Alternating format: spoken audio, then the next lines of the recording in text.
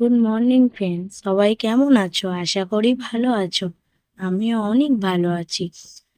চলে এসেছি তোমাদের সাথে নতুন একটা ব্লগ নিয়ে। এখন সকাল বাজে 10টা। তো এখন থেকে আমি ব্লগটা করছি। আজকে বার হলো রবিবার। তো রবিবারের সকালে আমি এসেছি রান্না করতে। যেহেতু 10টা বেজে গেছে, তো সকাল সকাল সমস্ত কাজ সেরে চলে এসেছি রান্না করতে। আর এখানে একটু ব্রেকফাস্টে বানিয়েছিলাম চিড়ের পলোয়া। তো চিড়ের পলোয়াটা বানাতে গিয়ে চিড়েটা তো একটু গলে গেছে, তো তাই জন্য অমনি অমন দেখাচ্ছে। আর তোমাদের দাদাভাই সকালে ওই চিড়ের পোলাওটা খেয়ে নিচ্ছে। আমি এখানে রান্নার জন্য নিয়ে নিয়েছি চিকেন। আজ রবিবার, তো তাই তোমাদের দাদাভাই নিয়ে এসেছে চিকেন। তো চিকেন, আর এখানে দেখো আমি আলুটাকে ভাজতে শুরু করে দিয়েছি। আলুটা একটু লাল লাল ভাজা হয়ে গেলে তুলে নেব। তোমরা ভিডিওটা পুরোপুরি দেখবেন। এখানে দেখো আমি তেলের মধ্যে পেঁয়াজ, শুকনো লঙ্কা, গোটা গরম মশলা ও তেজপাতা দিয়ে দিয়েছি। একটু আদা রসুন দিয়ে নেবো। এটাকে একসাথে নাড়িয়ে একটু ভালো করে কষিয়ে নেবো। আর আদা রসুনটা দিয়ে একটু ভালো করে নাড়িয়ে নিচ্ছি।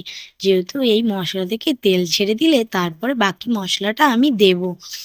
তো দেখো আমি কিভাবে আমার বাড়িতে আমি চিকেন কিভাবে রান্না করি তোমরা দেখতে থাকো। এখানে একটু লবণ দিয়ে দিয়েছি। লবণটার পরিমাণ মতন দিয়েছি, যেহেতু পরে আবার দেব, নাহলে বেশি হয়ে যাবে। আর এখানে আমি টমেটোটাও একসাথে দিয়ে দিয়েছি, যেহেতু কষিয়ে নেব। আর এখানে একটু হলুদও দিয়ে দিলাম। একসাথে পুরো মশলাটাকে কষাতেই থাকবে, একটু হালকা জল দিয়ে দেব, যেহেতু মশলাটা তলায় ধরে না যায়। এখানে আমি একটু গুঁড়ো লঙ্কা দিয়ে দিলাম। গুঁড়ো লঙ্কা দেওয়ার পর আর একটু নাড়িয়ে চড়িয়ে এখানে একটু আমি একটা মশলা বানিয়েছি। তোমাদেরকে আগের ব্লগেও বলেছি যে আমার একটা স্পেশাল মশলা আছে, এটা তোমাদের একদিন শেয়ার করব। মশলা দিয়ে দিয়েছি, তারপরে একটু জল দিয়ে দিয়েছি। এখানে আমি মানে চিকেনটাকে দিয়ে দিয়েছি, একসাথে কষাতে থাকলাম। তোমরা দেখতে থাকো। এইভাবে কষিয়ে কষিয়ে কষানোর পরে যখনই চিকেন থেকে তেল ছেড়ে দেবে, তখনই আমি একটু জল দিয়ে দেবো। আর তোমরা প্লিজ আমার ব্লগটা দেখো, আর এমনি এমনি আমার শর্ট ভিডিওগুলোও দেখো। প্লিজ প্লিজ তোমরা সবাই আমার শর্ট ভিডিওটাও দেখো। আমার ব্লগ ভিডিও দেখো, আমার শর্ট ভিডিও দেখো। প্লিজ কেউ ছোট ইউজার বলে কেউ এড়িয়ে যেও না, প্লিজ একটু সাপোর্ট করবেন। এখানে দেখো আমাকে আমার চিকেন কষাটা অলরেডি হয়ে গেছে। এখানে আমি একটু আলুটাকে ঢেলে দিলাম। আলুটাকে একটু ঢেলে দিলাম। আলুটা যেহেতু চিকেন কষার সময় দিলে কি হয় বলো তো, মানে আলুটা বেশিরভাগটা গলে যাবে, তাহলে অল্প জলেই হয়ে যাবে। চলো আমি ঢাকা দিয়ে দিয়েছি। আর এখানে দেখো আমার চিকেন তরকারি একদম কমপ্লিট হয়ে গেছে। দেখো কেমন হয়েছে, কালারটা খুব সুন্দর এসেছে, তাই না? আর এখানে আমি উচ্ছে আলু একসাথে ভাজা করে নিচ্ছি।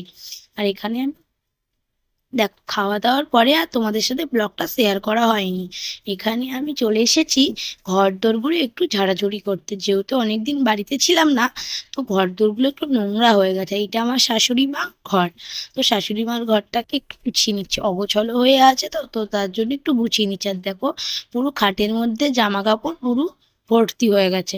আর সব কিছু ফেলে দিয়েছি, দিয়ে একটু ঝেড়ে গুছিয়ে নেব। তো তোমরা এই ব্লগটা কেমন লাগলো প্লিজ কমেন্টে জানিও।